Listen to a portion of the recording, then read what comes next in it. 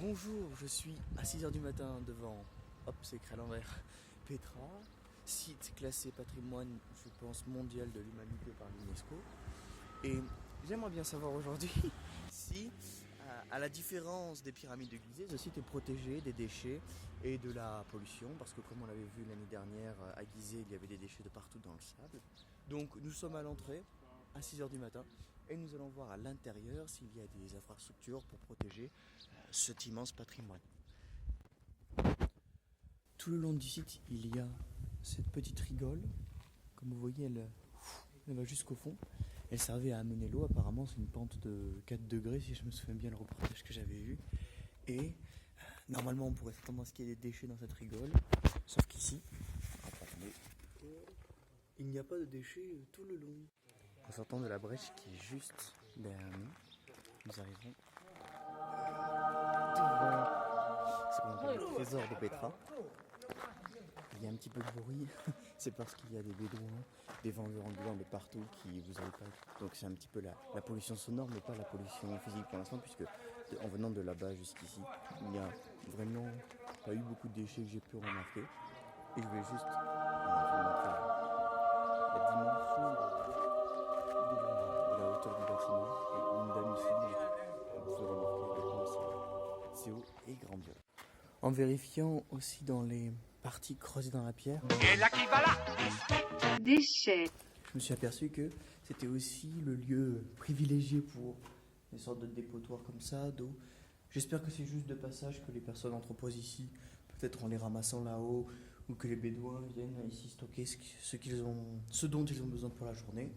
Sinon, ça veut tout simplement dire que dans ces endroits spécifiques, il y a particulièrement de la pollution et donc un abandon de déchets sur le site, comme j'ai pu le voir quelquefois dans ces autres maisons troglodytes un peu plus loin.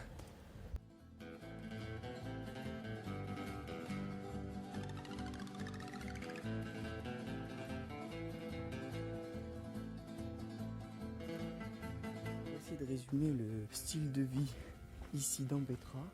Nous avons une maison ici, Welcome to Zayed Cave, donc une maison où vivent des habitants locaux. Et ces habitants utilisent les anciennes tombes ou anciennes maisons du site pour entreposer tout leur matériel. En fait, c'est comme un garage. Il y a une batterie vide, ici du grillage et au fond peut-être des poubelles qu'après ils iront jeter. En tout cas, j'ai l'impression que dans ce site, géographiquement parlant, c'est comme ça que les habitants de Petra utilisent les lieux ainsi que les tombes gravées dans la pierre. Deuxième jour à Petra, nous allons continuer l'expérience. Hier c'était une superbe expérience puisqu'il n'y avait clairement aucun déchet, du moins parmi les chemins que nous avons empruntés, il n'y avait aucun déchet. Donc continuons notre périple et regardons aujourd'hui si au niveau du monastère et au niveau aussi du circuit des tombes royales, il y a également cette propreté du lieu. En tout cas j'ai hâte.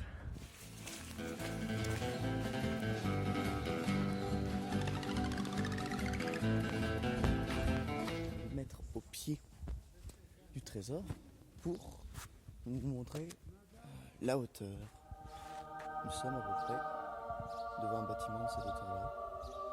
Donc je ne sais pas combien de fois ma taille. C'est immense, c'est immense.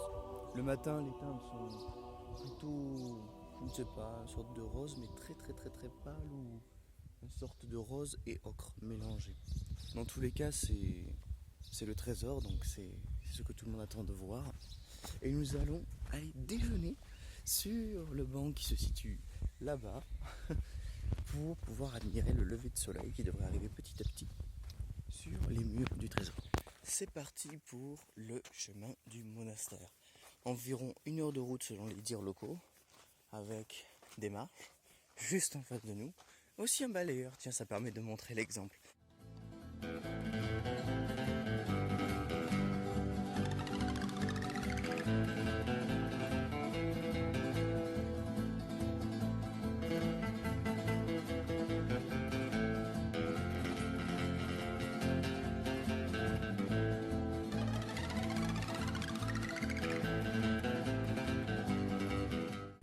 Nous avons marché depuis cette direction pour arriver enfin sur ce lieu sans avoir vu beaucoup de déchets dans les lieux de passage, alors que normalement ça peut être le cas. Mais c'est surtout ce site exceptionnel vers lequel nous sommes allés, qui est le monastère.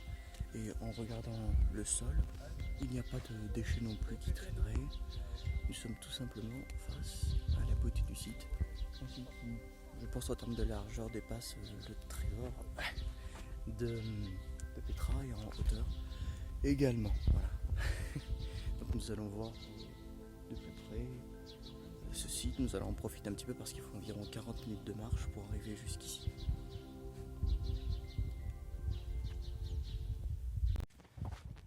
Actuellement, nous sommes sur la route du château ou du temple du serpent, je me souviens plus exactement.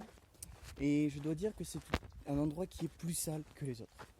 C'est un endroit qui est plus sale, où il y a plus de déchets qui sont laissés là. Peut-être parce qu'il y a des habitations autour, je n'en sais rien.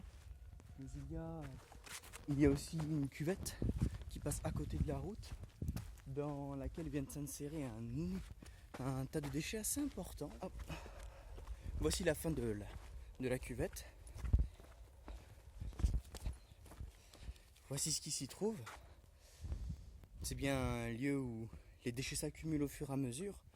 Et ça continue tout le long en réalité du chemin. Ça le jouxte. Nous pouvons voir tout au long de notre évolution des sachets et des ordures. Hop.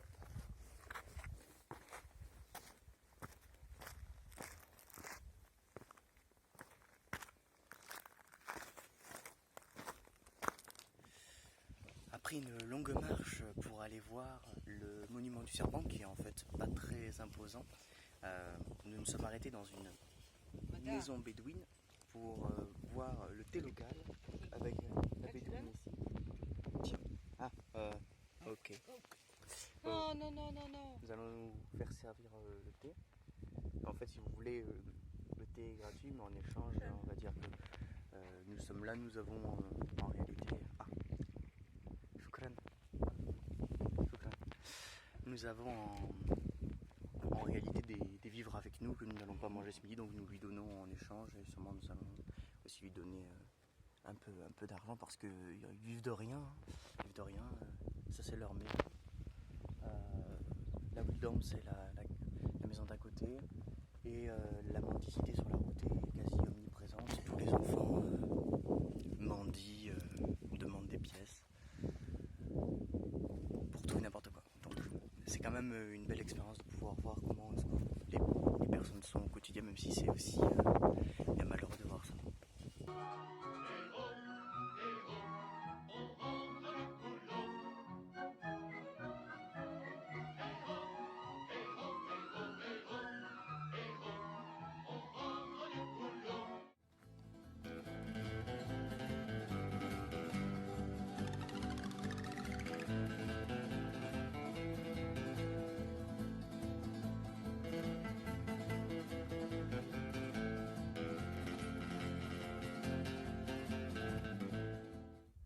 Pour terminer ce périple à travers Petra, voici une vue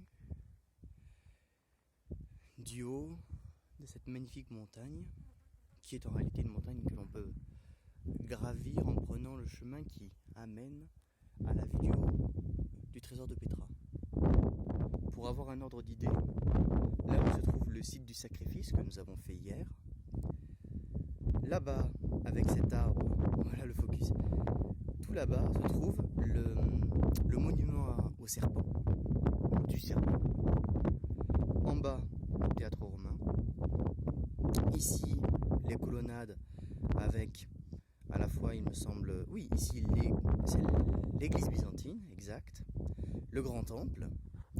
Tout là-haut, qui jouxte cette montagne, ici précisément, il me semble, nous avons le monastère, oui, la voie principale. Et donc, en passant par la montagne, par derrière, c'est-à-dire par les différentes tombes de rois, il me semble, nous arrivons à ce passage qui mène directement vers le trésor qui est dans la continuité de ce chemin que nous ne pouvons pas voir mais que je vous laisse imaginer avec moi. Les 2 jours à Petra sont maintenant finis après un bon marathon puisque à peu près nous avons fait 45 km. C'est pas mal en 2 jours. Nous avons donc vu que la plupart du temps dans la plupart des sites, en fait à partir du moment où c'est très touristique, c'est très très bien nettoyé, c'est propre, c'est propre, incroyablement propre. Donc le lieu est vraiment respecté, ça n'a rien à voir avec les pyramides de Gizeh. C'est incroyable. Et puis là j'ai encore croisé un nettoyeur, 2 ou 3 aujourd'hui. C'est vraiment un site qui prend soin de soi. Et il y a une belle politique autour de ça. Par contre, dès qu'on s'approche des Bédouins, des habitants, peut-être que dans leur culture, il n'y a pas le fait de jeter les déchets dans certains endroits, parce que c'est à ces endroits-là spécifiquement qu'il y a des amas de déchets en fait. Donc peut-être que c'est culturel et qu'il faudrait avoir des campagnes de prévention ou des poubelles, ça serait bien, ou des nettoyeurs qui aillent là-bas, pour que cela soit bien sûr nettoyé, parce qu'en allant vers le chemin du monument au serpent, où les familles bédouines vivent, alors là, il y a des maisons comme ça, en pierre ou en briques, ça devient très sale, ça devient des tas de déchets à côté des maisons, derrière devant, des bouteilles en plastique, en veux-tu, en voilà. Donc c'est magnifique. Et pour revenir au serpent, c'est franchement dommage. Il y aurait juste cette partie-là, voilà, vraiment à le nettoyer.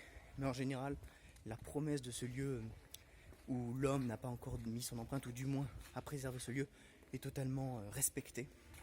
Donc bravo.